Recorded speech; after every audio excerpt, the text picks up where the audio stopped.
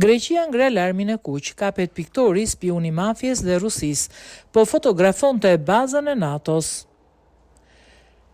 Në një rast që konsiderohet jashtëzakonisht serioz dhe ka ngritur alarmin e kuq në shërbimet e inteligjencës dhe sigurisë së Greqisë, mediat elene raportojnë se është arrestuar një 59 vjeçar gjeorgjan që ishte i rekrutuar nga mafia dhe Rusia si spion. Burri që hiqej si piktor kishte vepruar për muaj të tërë në Greqi, kryesisht në zonën e Aleksandropolis. Ai ka lindur në Gjeorgji dhe jetonte në Aleksandropolis. 59 vjeçari u vënë pranga nga shërbimet greke të sigurisë në akuzën e spionazhit. Ai u zbulua pas hetimeve disa mujore ndërsa fotografonte dhe filmonte bazat ushtarake dhe pajisjet e ushtrisë greke duke vepruar në emër të një personi tjetër, të cilit ia dërgonte materialet përmes një aplikacioni të koduar.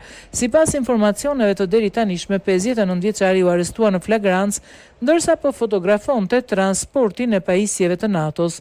Siç pretendoi ai gjatë marrjes në pyetje, atij i ishte afruar një person nga Europa Lindore, i cili është aktiv në trafikun e drogës, armëve dhe që është gjithashtu i përfshirë në vrasje dhe prej tij ai ishte rekrutuar për të shërbyer inteligjencës së Rusisë. Personi që e rekrutoi gjeorgjanin i kërkoi atij të dërgonte foto, video dhe informacione rreth pajisjeve ushtarake. Rekrutuesi thuhet se i premtoi para, por 59 vjeçari pretendon se i ka thënë se do të bënte gjithçka që mundte për nënën Rusi pasi kishte shërbyer në ushtrinë sovjetike. Po e bëj për vendin tim, ka rrëfyer ai, ndërsa hetuesit po monitorojnë çdo telefonat dhe komunikimet e tij.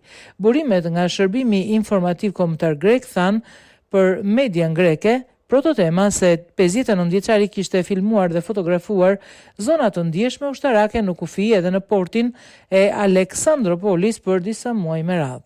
59 vjeçari akuzohet se i ka dërguar materialin vizual një personi që ndodhet në Lituani që mban pasaport greke, por ka lindur gjithashtu në një vend të ish-bashkimit sovjetik. I njëjti burim i ka thënë medias greke se edhe personi i dytë është arrestuar në Lituani nga shërbimet përkatëse atje.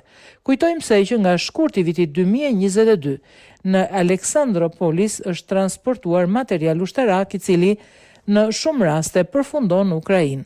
Hetuesit grek tani po përpiqen të hartëzojnë plotësisht aktivitetin e tij në mënyrë që të përcaktojnë se çfarë ka fotografuar dhe kur, por rasti konsiderohet jashtëzakonisht serioz duke patur parasysh praninë e forcave amerikane të NATO-s në rajon.